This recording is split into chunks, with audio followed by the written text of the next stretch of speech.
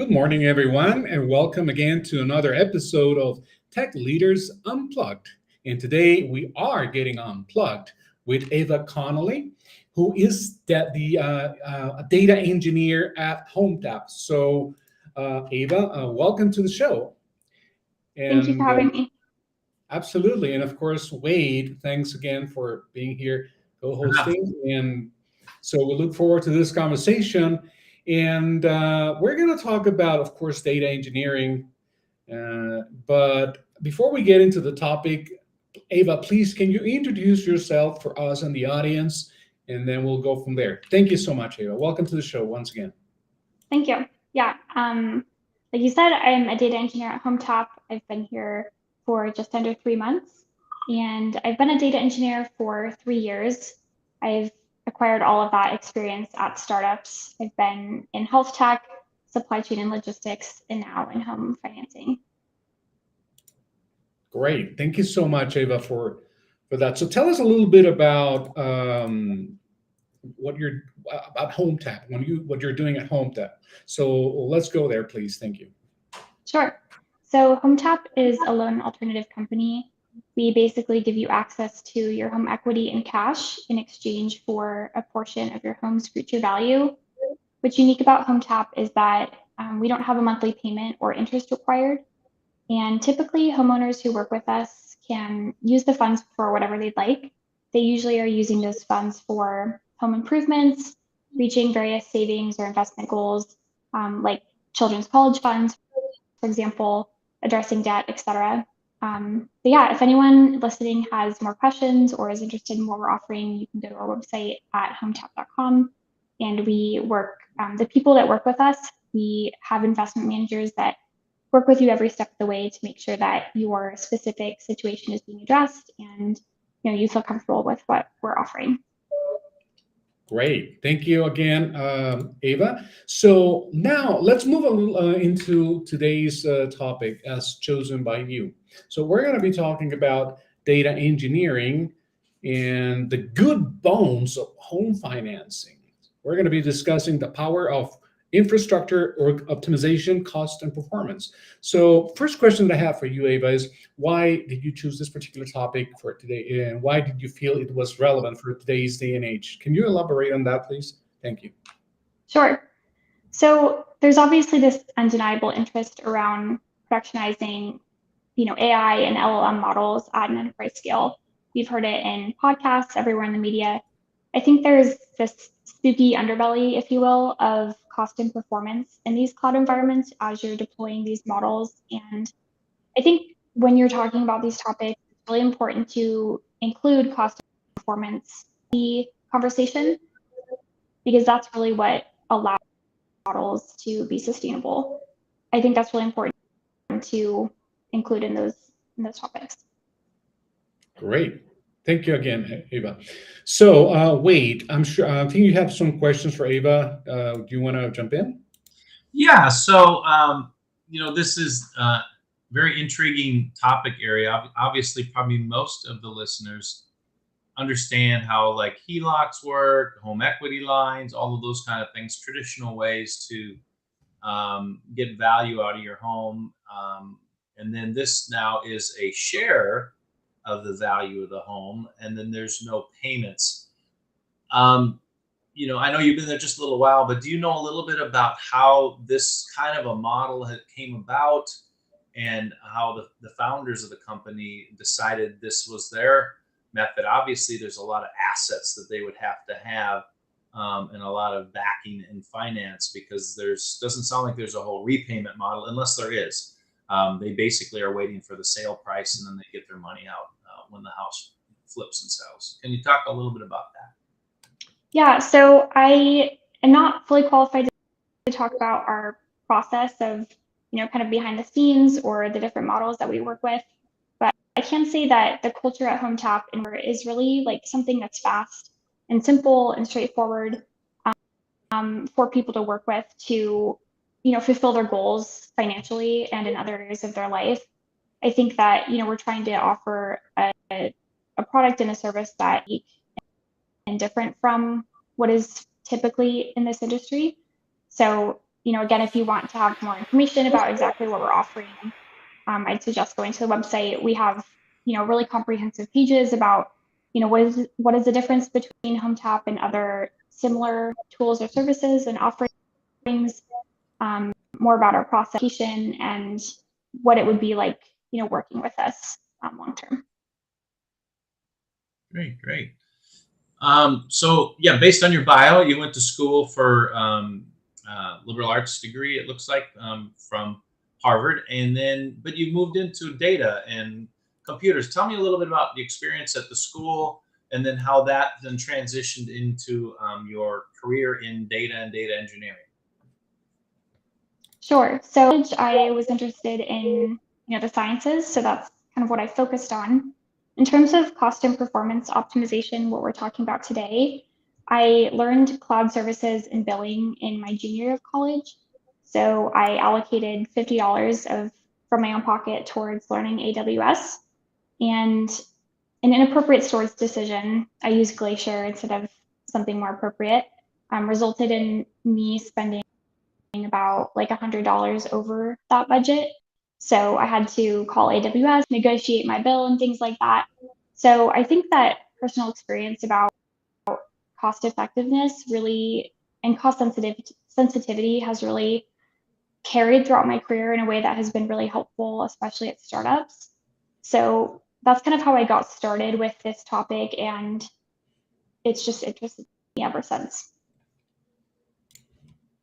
And within the data engineering field, where do you have specialties? Obviously, it's a very wide area for people to work in. Are you into visualization, or you said optimization? Is it the core data? And then how do you see that that experience you have? Maybe not just at Hometap, but we talked a little bit about AI in the beginning and the importance of not only data but clean data and correct data to be able to train these models. Tell me a little bit about that. Sure. So I think data engineering, defining that role can vary from company to company. At a lot of places, it's very SQL based, more BI and dashboarding. And at other places, it's more software engineering, assisting and working closely with platform engineering, things of that nature. I'd say that I work closely with the more platform side or more the BI side. So I work really closely with our analytics, making sure that the data is correct in the tools we use like Tableau, things like that. So it's so visualization, and that's kind of the key area where you like to dig in to the data and add value from the data to the business user and the customer, I would imagine, right? I would say that I prefer working more behind the scenes. So I'm personally not working in dashboarding tooling. I am more getting data from the original data source, like Salesforce, for example, or something of that nature, and then putting it into Snowflake and making sure that connection is healthy, the data is as it should be, things of that nature. And then with the BI folks who are creating those dashboards. So I'm a little bit more behind the scenes. I prefer to support like software applications and the people who are more on the business side of things. Okay, so what kind of the future state of this space, and where do you spend some of your time, kind of like advancing where you're at, and maybe where things are in your company, and what interests you beyond AI, obviously? Is there other areas that you're studying? Not necessarily studying. I'd say that a lot of my time, and what I'm spending on at work and what I'm interested in is building an approach or a strategy so that Hometap and the models we create are sustainable and cost effective long term. So what I alluded to earlier, they're fun with AI and ML, machine learning models, things like that. But I'm really interested in making sure that those are sustainable and fulfilling long-term business needs as well. So I spend a lot of time on thinking about like our approach and strategy for making sure that happens. So I've think about, how can I implement observability into these models and this, and how can I personally take over making sure those changes are executed in a way that supports our business goals. Eva, I have a question for you. And I know we're discussing data engineering, which is a highly technical concept. But if I were to ask you from, let's say, from the normal average run-of-the-mill person who's interested in using your platform and your services, so my question is, once I get access to Hometap and we're engaged in the process of being helped by Hometap, how can you assure me, the user, that I'm not just going to get, like, for example, access to your funds or whatever, but also how do you offer any kind of like guidance through the process to best optimize the use of those funds? Or is it just where do you stop and where does the user or the person uh, ends? Or I don't know if I'm making myself clear, but I just want to be so those who might be concerned about, okay, I got all these funds now, what do I do with them? Am I going to have to pay it back? All these concerns. How would you say the Hometap helps the user get them out of the way so that they can be at ease when engaging with the platform and your services? Sure. So what I know about that is, I know we have an investment manager and folks on our side that help anyone who's interested in working with Hometap at every step of the way. So I can go into a little bit kind of about our process.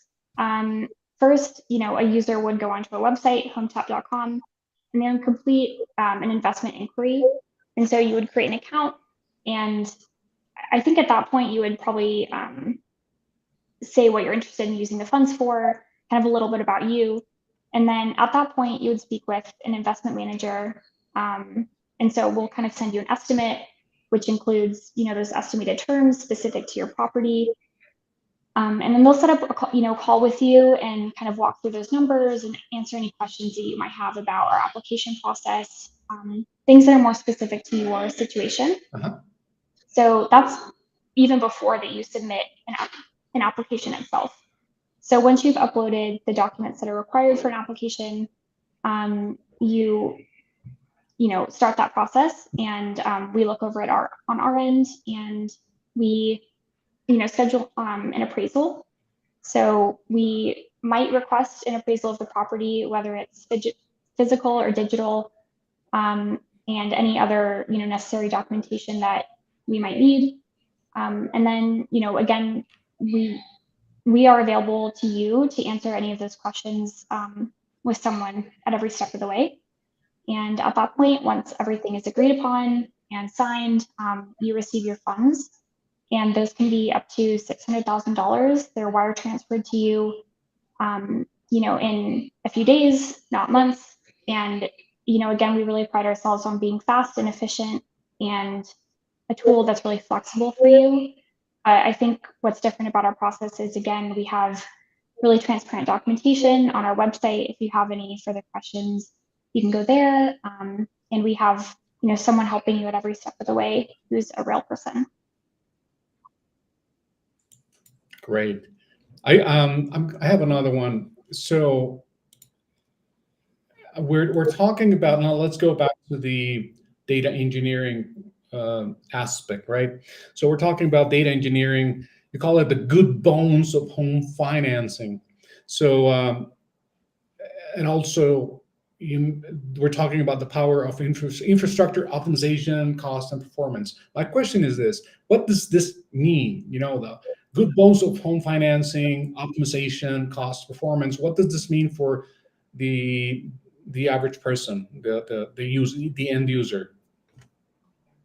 Sure. So I think, when you say good bones, to me, that means having good structure and a good foundation for our data environment. And ultimately, I'm here and we're all here at Hometap to serve the people that, we work with, the homeowners that we're working with. So, we're all working on the data side to make sure that the data is accurate, the third-party tooling and data sources that we're using, everything is working as expected so that we can better serve the folks that we work with.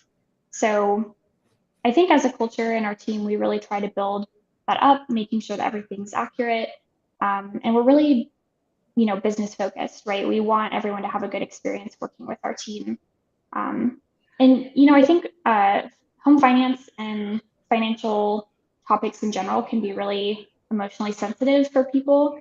I think we're really cognizant of that. So that's something that I'm thinking about personally. I want to make sure that the data that I'm giving to my stakeholders is correct, because these are people's life decisions that they're making on the data that I'm providing them. So that's really important to me when I'm working on anything. Thank you again, Ava. Wade, back to you. Yeah. So, I did look at the site here, and it does talk about a 10-year term.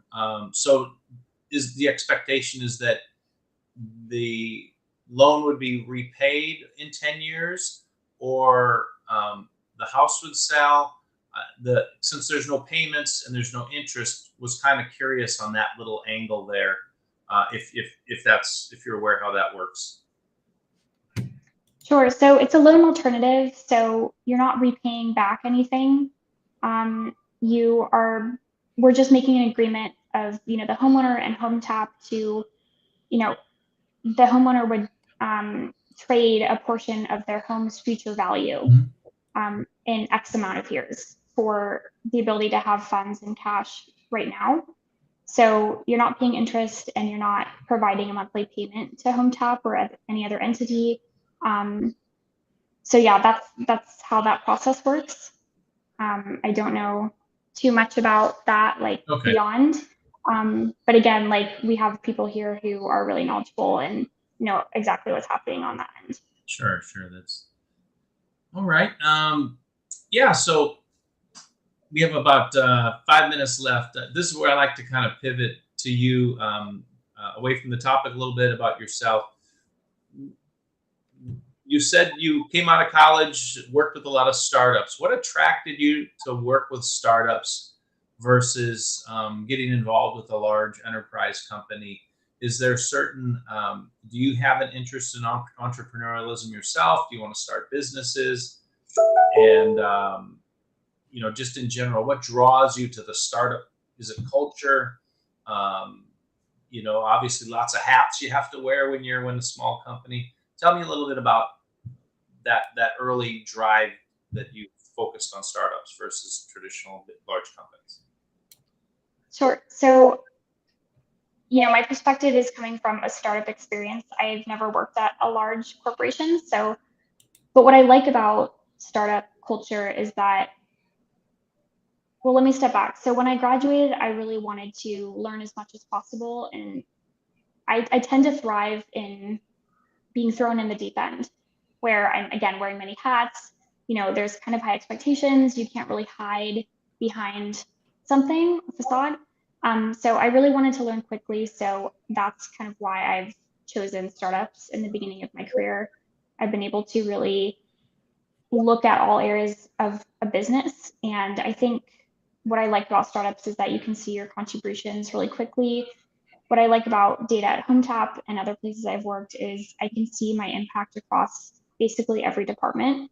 Everywhere works is impacted by data engineering and data quality.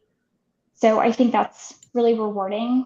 And, I really like the business side of things. I like to talk to stakeholders, understand what they're looking for, how I can better serve them. So that's something that really attracts me to working closely with others.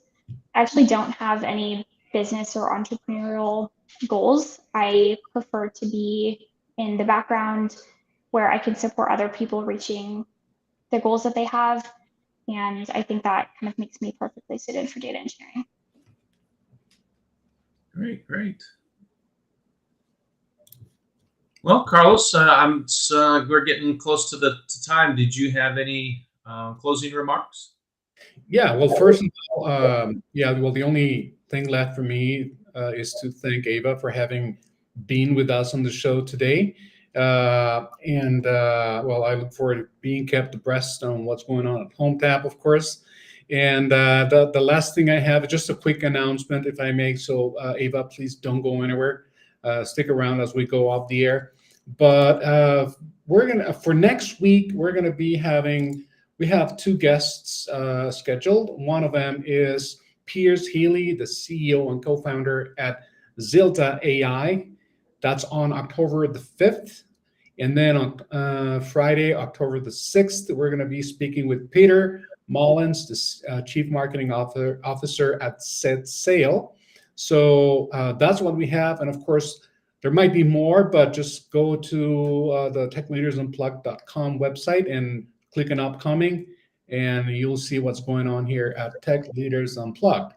With that being said, again, Ava, thank you so much for having been with us on the show. Thank you, Wade, as ever. And see you guys next time right here on Tech Leaders Unplugged, weekdays, 9:30 a.m. Pacific.